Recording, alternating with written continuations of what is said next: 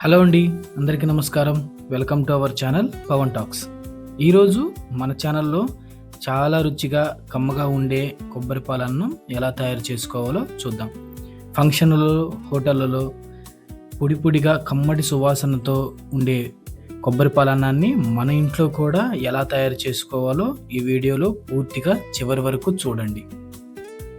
ముందుగా వీడియోలో చూపిస్తున్న గ్లాస్తో ఒక 1.5 గ్లాస్ బాస్మతి బియ్యాన్ని తీసుకొని శుభ్రంగా 1-2 సార్లు కడిగి 1 గంట పాటు నానబెట్టి పక్కన ఉంచుకోవాలి. ఇది ఈ గ్లాస్ తోటి ముగ్గురికి సరిపోతుంది సఫిషియెంట్గా. తరువాత ఒక కొబ్బరికాయలో సగం కొబ్బరి చిప్పను తీసుకోవాలి. ఈ సగం కొబ్బరి చిప్ప ఈ రైస్ కొలతకి సరిగ్గా సరిపోతుంది. దాన్ని పైన ఉన్న పెంకును తొలగించి చిన్న చిన్న ముక్కలుగా కట్ చేసుకొని దీన్ని మిక్సీ జార్లో వేసి మిక్సీ పట్టుకోవాలి. మధ్య మధ్యలో కొంచెం వాటర్ యాడ్ చేస్తూ మెత్తగా మిక్సీ పడితే దానిలో ఉన్న పాలు మొత్తం ఆ వాటర్లోకి కలిసిపోతుంది. అప్పుడు మనకు కావలసిన కొబ్బరి పాలు అనేవి రెడీ అవుతాయి.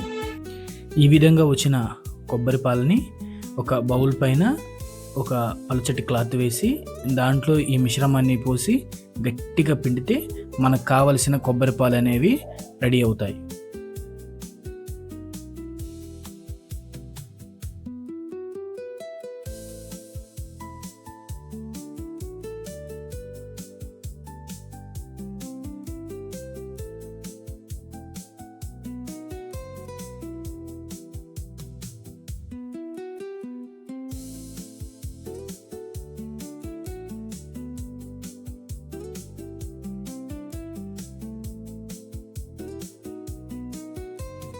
తరువాత స్టవ్ పైన విజిల్ కుక్కర్ పెట్టి దానిలో ఒక 50 ml వరకు ఆయిల్ని పోసుకోవాలి. నెయ్యి ఉన్న వాళ్ళు నెయ్యిని కూడా యూజ్ చేయొచ్చు, చాలా బాగుంటుంది. ఈ ఆయిల్ వేడెక్కాక ఇందులో వీడియోలో చూపిస్తున్న ఓల్ గరం మసాలా, మా ఇంట్లో తక్కువగా గరం మసాలా యూజ్ చేస్తాం కాబట్టి 3 లవంగాలు, 3 యాలకులు, 1 ఇంచు దాల్చిన చెక్క, 2 బిర్యానీ ఆకులను యూజ్ చేస్తున్నాను. మీరు కావాలంటే అనాస పువ్వు, జాజికాయ వాటిని కూడా మీరు యూజ్ చేయొచ్చు.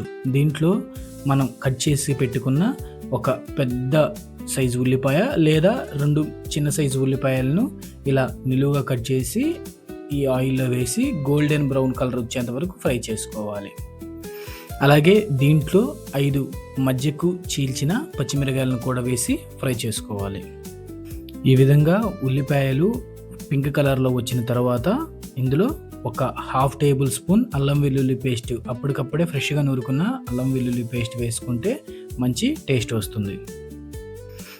అల్లం వెల్లుల్లి పేస్ట్లో పచ్చివాసన పోయేంత వరకు వేయించుకోవాలి. అలా వేగిన తర్వాత మనం ముందుగా నానబెట్టుకున్న బాసుమతి రైస్ని నీటిని వంపేసి మొత్తంగా ఈ కుక్కర్ గిన్నెలో వేసుకోవాలి.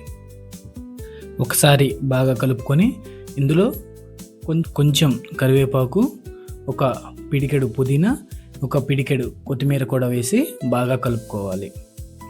తరువాత ఇందులో మనం ముందుగానే రెడీ చేసి పెట్టుకున్న కొబ్బరి పాలను వేద్దాం. ఇక అదే గ్లాస్ తోటి 2 గ్లాసులు కొబ్బరి పాలను ఇందులోకి వేసుకొని బాగా కలుపుకోవాలి. తరువాత ఇందులో రుచికి సరిపడా సాల్ట్ను వేసి ఒకసారి చెక్ చేసుకోండి. నీటు బాగా ఉప్పగా ఉంటే రైస్కి బాగా పట్టి సాల్ట్ కరెక్ట్గా సరిపోతుంది.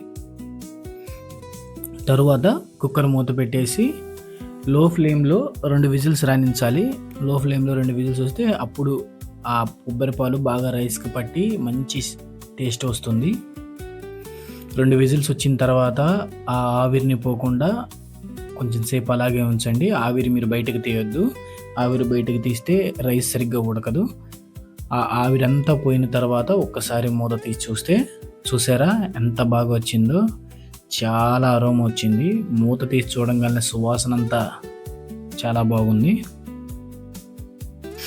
ఒక్కసారి మూత తీయగానే అసలు సువాసన చూడండి ఎంత బాగా వచ్చిందో. ఒకసారి మీరు ట్రై చేసి చూస్తే మీకు కూడా ఇదే ఫీల్ అవుతారు. మరి ఇంకెందుకు ఆలస్యం అండి, ఈరోజే ట్రై చేసి చూడండి, మీరు కూడా చాలా ఎంజాయ్ చేస్తారు. మరి ఇలాంటి కొత్త రెసిపీల కోసం మన ఛానల్ని లైక్ చేసి సబ్స్క్రైబ్ చేయండి. థ్యాంక్ యూ అండి. Thank you for watching.